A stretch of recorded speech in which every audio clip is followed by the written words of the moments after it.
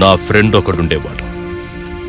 ప్రకృతి అందాల్ని కెమెరాల్లో బంధిస్తూ అడవిని చూడ్డానికి వచ్చిన వాళ్ళకి గైడ్లా ఉండేవాడు. వాడికి అడవంటే ప్రాణం. అడవిని అమ్మకంటే బాగా చూసుకునేవాడు. ఎవరైనా అడవిలో మందు కొట్టినా, వెపన్స్తో వచ్చినా వాళ్ళని, జంతువుల్ని వేటాడకుండా అడ్డుపడేవాడు. అలాంటిది ఈ అడవి మీద 3 దుర్మార్గుల కన్ను పడింది. చర్మాల కోసం, దంతాల కోసం అడ్డొచ్చిన జంతువుల్ని అడ్డంగా నరికేశారు.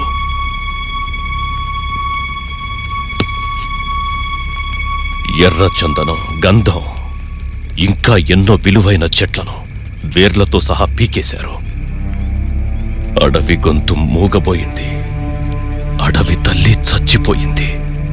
అది చూసి తట్టుకోలేని నా ఫ్రెండు దీనంతటికీ కారణమైన పొలిటీషియన్, ఫారెస్ట్ ఆఫీసర్, కాంట్రాక్టర్ ఈ 3 ఎదిరించాడు. అంగబలం, అర్థబలం, అధికారం ఏదైతేనే వాళ్ల బలానికి నా ఫ్రెండ్ బలైపోయాడు. అడవి తల్లి ఒడిలో అర్థాంతరంగా చనిపోయాడు.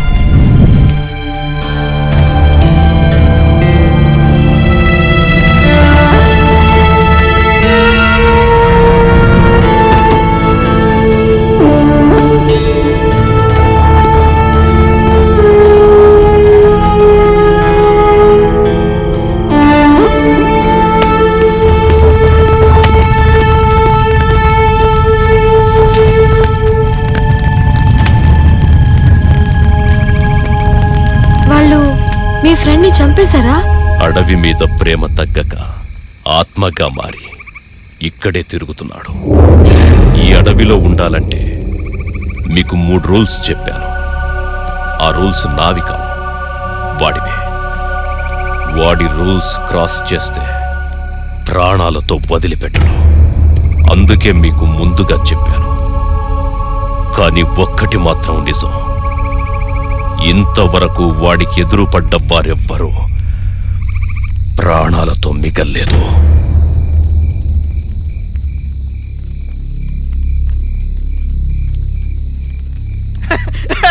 అరే చూడండి రా,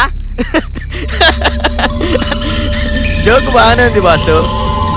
మొగుడు బ్రతుకున్నా సరే చచ్చాడని చెప్పి పెన్షన్ తీసుకునే ఆడాలని చూశాను, కానీ సచ్చినోడు బ్రతికే ఉండని టెన్షన్ పెట్టే పిక్చర్ నిన్నే చూస్తున్నా. పైగా ఆత్మలు ఆర్డర్లు పాస్ చేస్తాయంట. అరే వాటిని మనము తూచా తప్పకుండా పాటించాలంట. ధోని అడవిలో అడుగు పెట్టాలంటే లైసెన్స్ కావాలేమో. అడుగు బాసు. ఇక్కడ బతకాలనుకునే వాడికి ఉండాల్సింది లైసెన్స్ కాదు, కామన్ సెన్స్. అది మా దగ్గర మస్తుంది.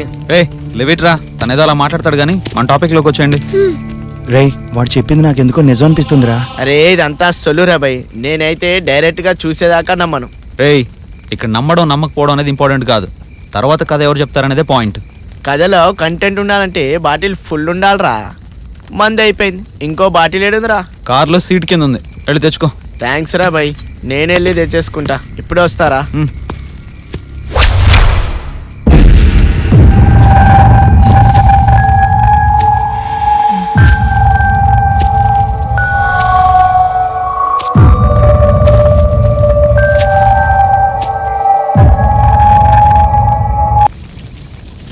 ఏమో అనుకున్నాను కానీ మనలో ఒక్కొక్కరు ఒక్కొక్క రకంగా థ్రిల్ చేస్తున్నారా. కారు ఆగితే ఆగింది కానీ మనలో ఉన్న క్రియేటివిటీ మొత్తం బయటపడింది. రేయ్ చేసరా బంగారం. రేయ్, తాగడం తగ్గించరా, లేకపోతే చస్తావు. వాడు చెప్తే ఎప్పుడు వింటాడు గనక. సర్లే కానీ అంజలి, నువ్వు కథ చెప్పు. మన వెంకట్ చెప్పిన కథ సినిమా స్టోరీలో ఉంది. అదే నేనైతే డైరెక్ట్ గా డైరెక్టర్ స్టోరీ ఓపెన్ చేస్తా.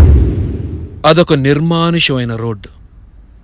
ఆ రోడ్డు మీద లిఫ్ట్ కోసం ఒక అందమైన అమ్మాయి వెయిట్ చేస్తుంది. హీరో అదే రోడ్లో కారులో వస్తున్నాడు. లిఫ్ట్ కోసం ఆ అమ్మాయి కారు ఆపితే తనకేదో గిఫ్ట్ దొరికినంతగా ఫీల్ అయ్యి ఆ అమ్మాయికి లిఫ్ట్ ఇచ్చాడు. కొంత దూరం జర్నీ చేశాక తెలిసింది కారు ఎక్కింది అమ్మాయి కాదు,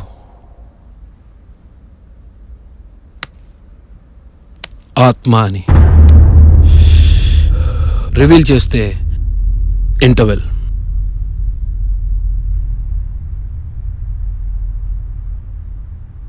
ఇదే మనం చేయబోయే నెక్స్ట్ ప్రాజెక్ట్. ఎలా ఉంది? సార్, అనసూయ అమరావతి, అవును అవును టూ అన్ని హర్రర్ మూవీసే, మళ్ళీ హర్రర్ ఎందుకు? ఏదైనా ఎంటర్టైనర్ చేయొచ్చుగా. అవును సార్, ఇప్పుడున్న ట్రెండ్లో అన్ని కామెడీ సినిమాలు హిట్ అవుతున్నాయి. అలాంటిది ఏమైనా ట్రై చేస్తే. ట్రెండ్ని ఫాలో అవ్వమంటారు. ఎవరినో ఫాలో అయ్యి ఉంటే రామ్ గోపాల్ వర్మ అనే డైరెక్టర్ మనకు వచ్చేవాడా? శివ సినిమా తీసేవాడా? 25 సంవత్సరాలైనా అది గుర్తుండేదా? శంకరాభరణం సిల్వర్ జూబ్లీ ఆడింది, దాన్ని ఎవడు ఫాలో అయ్యాడు? మనకి నచ్చింది, మనకి తెలిసింది నిజాయితీగా తీయాలి. That's all. సరేనండి, హర్రర్ సినిమానే చేద్దాం. ఇంతకీ ఆ అమ్మాయి ఆత్మగా ఎలా మారింది? తెలీదు. అది ఆలోచించడానికే రేపు ఫామ్ హౌస్కి వెళ్తున్నాను. ఇంతకీ టైటిల్ ఏమనుకుంటున్నారు సార్? అవునా కాదా? బాగుంది సార్. కథ ఫినిష్ అయిపోగానే కలుద్దాం. Okay, thank you.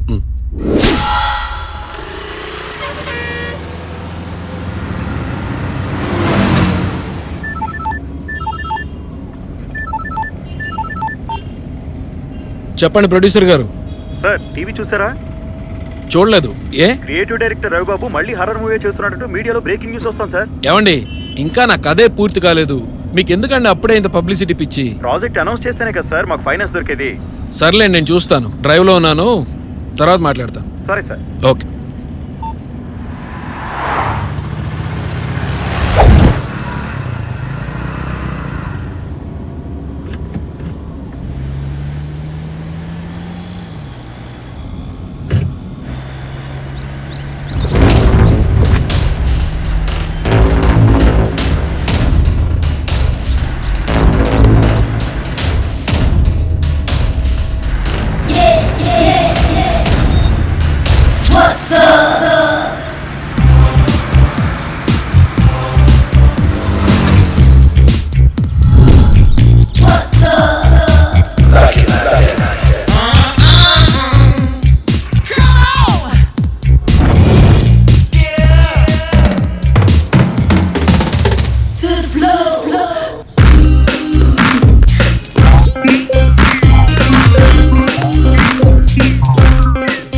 Excuse me, నా కార్ చెడిపోయింది, ఆటోలు కూడా దొరకటం లేదు. ఇఫ్ యూ డోంట్ మైండ్ కాస్త లిఫ్ట్ ఇస్తారా ప్లీజ్? షూర్. మీరు ఎక్కడి దాకా వెళ్ళాలి? ఇక్కడే వికారాబా. సార్, మీరు డైరెక్టర్ రవిబాబు కదా? అవును. వావ్! అవును, సినిమా అంటే నాకు చాలా ఇష్టం సార్. కార్లో కూర్చొని కూడా మాట్లాడుకోవచ్చేమో. ఓకే ఓకే, సారీ సారీ, మిమ్మల్ని చూసేసరికి నాకేం మాట్లాడాలో తెలియక. ఓకే.